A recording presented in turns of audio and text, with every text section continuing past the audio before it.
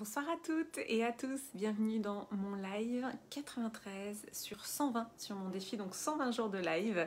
Je vais vous laisser quelques instants pour arriver, je suis très heureuse de vous retrouver ce soir car comme chaque soir je vais vous partager un enseignement, une histoire, un éclairage, quelque chose voilà, que j'ai envie de vous partager aujourd'hui sous l'impulsion de la spontanéité, parce que pour moi la spontanéité c'est très important. J'ai toujours pas fait un live d'ailleurs dessus, j'en ferai un prochainement sur cette valeur de la spontanéité.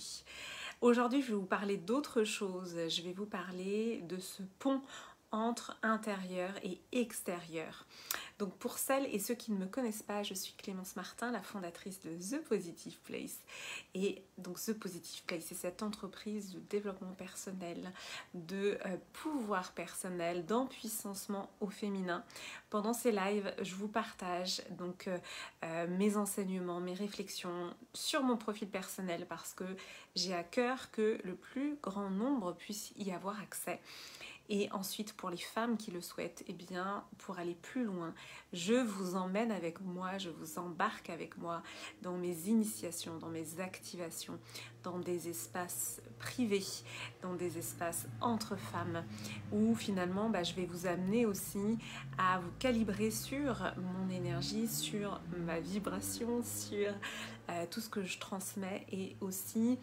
Pour moi, il y a cette dimension de guérison aussi des blessures du féminin qui est extrêmement importante et c'est pour ça que j'ai lancé notamment une activation qui s'appelle Healing, dont la première commence le 19 juillet sur la blessure d'abandon, où on va aller guérir cette blessure d'abandon. Voilà pour la petite présentation. Si vous êtes là, faites-moi un petit coucou dans le chat si vous êtes là en direct parce que j'ai à cœur de rentrer en lien avec vous, de me connecter à vous par ce biais. Et puis si vous êtes là en replay, mettez-moi le hashtag replay. Dites-moi comment ça résonne pour vous, si ça résonne pour vous et ce que ça vous évoque. Alors aujourd'hui, j'avais envie de vous faire un live sur justement le pont entre intérieur et extérieur. Ces derniers jours, pour ceux qui me suivent, là, je vous ai pas mal parlé de l'intériorité et de ce qui se passe à l'intérieur, du fait que finalement dans nos sociétés globalement matérialistes, qui sont vraiment sur l'avoir, sur l'extérieur, sur la vitrine aussi, sur le paraître, et bien finalement on ne nous apprend pas à écouter cette intériorité, à aussi la développer parce qu'elle peut être non seulement pas écoutée, pas entendue, mais aussi complètement étouffée. Donc on ne nous apprend pas du tout cette existence de ce qui se passe à l'intérieur de nous. Donc c'est aussi ce que j'ai à cœur de donner à voir dans ces lives, c'est de donner à voir l'invisible, l'impalpable. Et c'est vraiment une dimension qui m'est chère, donc c'est pour ça en fait que je le partage dans ces lives parce que j'ai envie de vous donner à voir ça. C'est le principe de mettre un coup de projecteur sur, d'éclairer, de mettre en lumière. Donc finalement, comme on est voilà, dans une culture globalement, une société qui ne nous apprend pas à voir en fait ce qu'il y a à l'intérieur, mais plutôt à se concentrer sur l'extérieur, à se concentrer sur les biens matériels, sur les possessions, sur aussi les réalisations. Mais tout ça en fait est extérieur. Et en fait moi pour vous raconter une anecdote personnelle parce que j'ai à cœur de vous montrer aussi mon cheminement. Parce que moi, cette intériorité, en fait, je l'ai étouffée, je l'ai écrasée pendant de nombreuses années pour m'adapter, pour me suradapter. On parle de suradaptation, c'est-à-dire que pour correspondre à ce qu'on attendait de moi à l'extérieur, j'ai étouffé cette petite voix à l'intérieur, j'ai étouffé ce que je ressentais, j'ai étouffé cette intériorité. Parce que tout simplement, il y avait un décalage entre moi, ce que je ressentais à l'intérieur et ce que je percevais des attentes qu'on pouvait avoir de moi à l'extérieur. Et donc, ça a créé une dissonance. Et l'enfant, par-dessus tout, alors parce qu'évidemment, tout ça se construit quand on est enfant, et l'enfant, par-dessus tout, il cherche avant tout à être aimé. Pourquoi être aimé? Parce qu'évidemment, il y a un enjeu de survie derrière.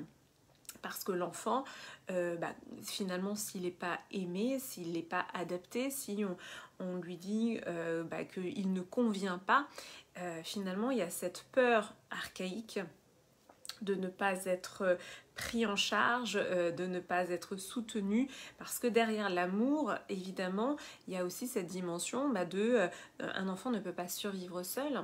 On est la seule espèce à finalement devoir s'occuper de nos enfants, nos bébés, nos petits aussi longtemps. Donc un bébé humain ne peut pas survivre seul, donc il a encore plus besoin qu'une autre espèce finalement d'être aimé. Donc ça c'est quand même ce qui nous guide, hein, nous en tant qu'êtres humains pendant toute notre vie.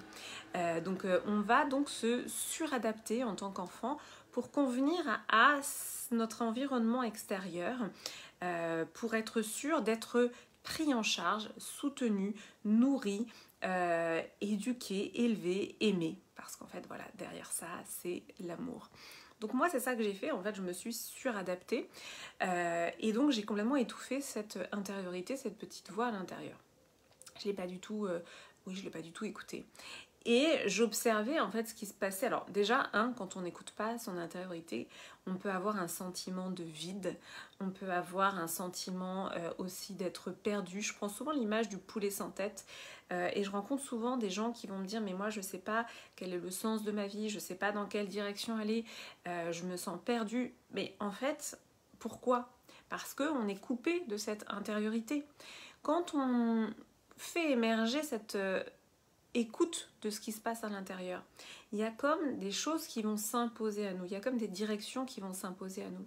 Donc moi j'étais dans ce cas de figure-là, où finalement, honnêtement, je ne savais pas quoi faire de ma vie, je trouvais que tout était difficile.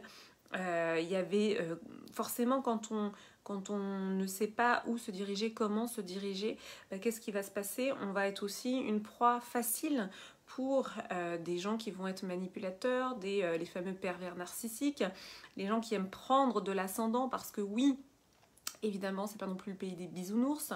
Il y a beaucoup de jeux de pouvoir dans toutes nos relations interpersonnelles.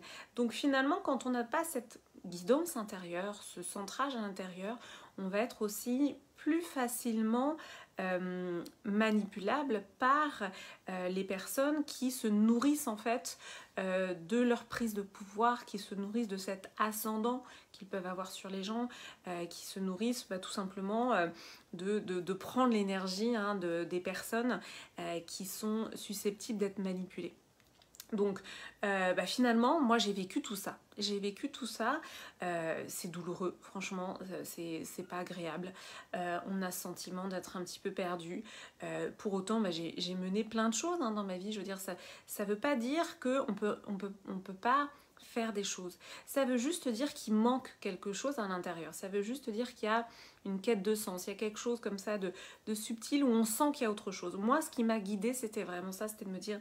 Je sens qu'il y a autre chose, je sens que il me manque quelque chose, il me manque cet alignement avec aussi ce que je ressens profondément à l'intérieur. Et donc, comme pendant des années, on va étouffer cette petite voix pour des raisons culturelles et sociales, comme je vous l'ai dit. Pendant l'enfance, pour plaire aux parents, pour être aimé des parents, pour être aimé à l'école, puis ensuite dans l'entreprise. Qu'est-ce qui va se passer ? On a non seulement perdu le chemin, mais le jour où on commence à vouloir un petit peu être à l'écoute de ce qu'on est, quand on commence à vouloir exprimer ce que l'on est, déjà retrouver ce chemin à l'intérieur, il va y avoir une peur terrible d'être soi. Une peur terrible parce que tout d'un coup, ça fait émerger un vertige de « Oh là là, mais si je suis moi-même, je ne vais pas être aimée. » Donc ça, c'est le raccourci. Mais vous l'aurez compris, ça découle de tout ce qui s'est passé précédemment.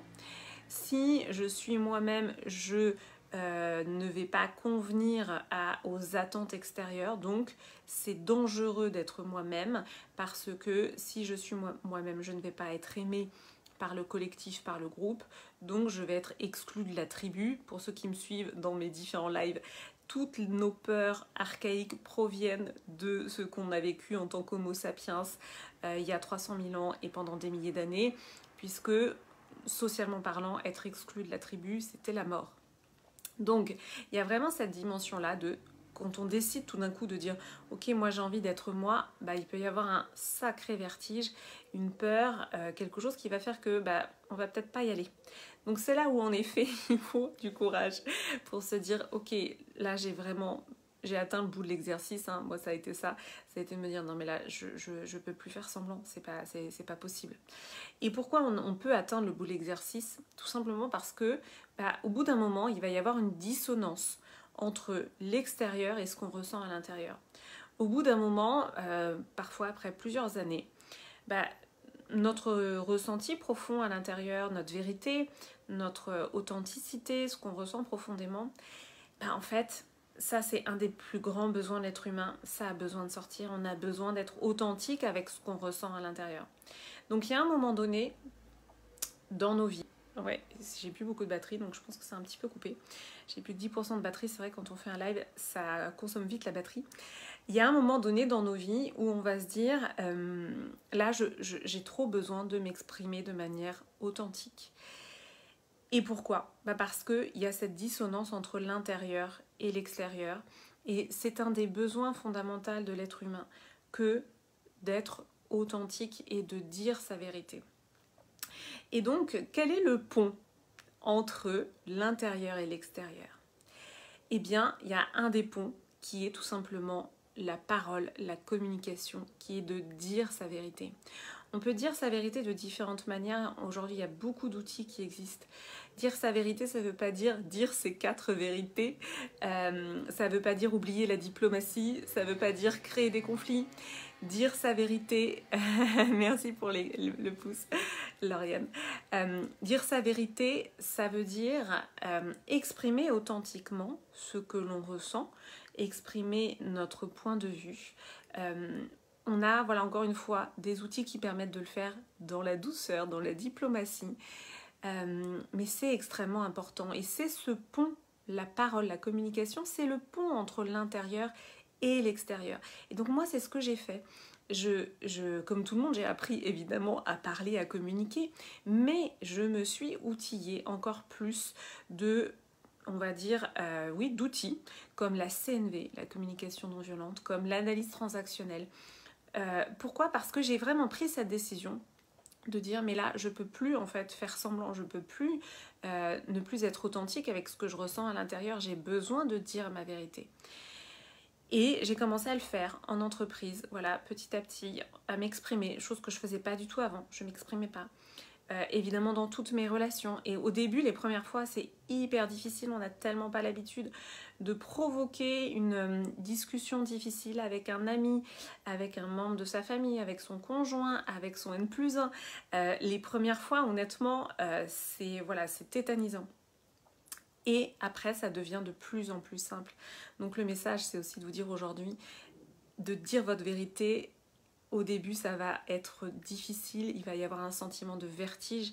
Et puis plus vous allez vous exprimer, et plus vous allez réduire cette dissonance entre l'intérieur et l'extérieur, et plus en fait vous allez vous épanouir. Et je fais vraiment ce mouvement, voilà, aussi d'alignement, parce que c'est pas pour rien en fait que finalement l'être humain a besoin d'exprimer son authenticité.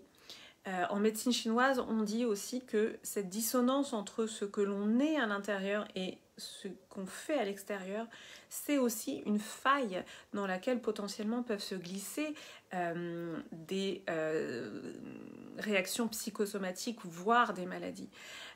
Évidemment, là, c'est pas une sentence que je suis en train de poser, mais simplement de se dire, il y a un enjeu en fait quand même d'être authentique. Il y a un enjeu pour vous de réduire cette dissonance entre l'intérieur et l'extérieur. Et en plus, je pense que notre monde est prêt vraiment à accueillir l'authenticité. Plus que jamais. On a 20-30 ans d'historique sur tous ces outils. Hein, la communication non violente, c'était dans les années 70. L'analyse transactionnelle aussi. Donc, il y a des choses qui bougent, et encore plus, je trouve, depuis un an, depuis tout ce qu'on a vécu. Donc, dire sa vérité, c'est pour moi un enjeu. Et le pont entre l'intérieur et l'extérieur, c'est votre parole, c'est votre voix, c'est votre communication. Et moi, ça a été voilà ma grande découverte. Coucou Marion! Ma grande découverte, ça a été vraiment ça. Oui, j'ai mis mon t-shirt Wonder Woman ce soir. Ma grande découverte, ça a été vraiment ça. Ça a été moi qui chante depuis des années.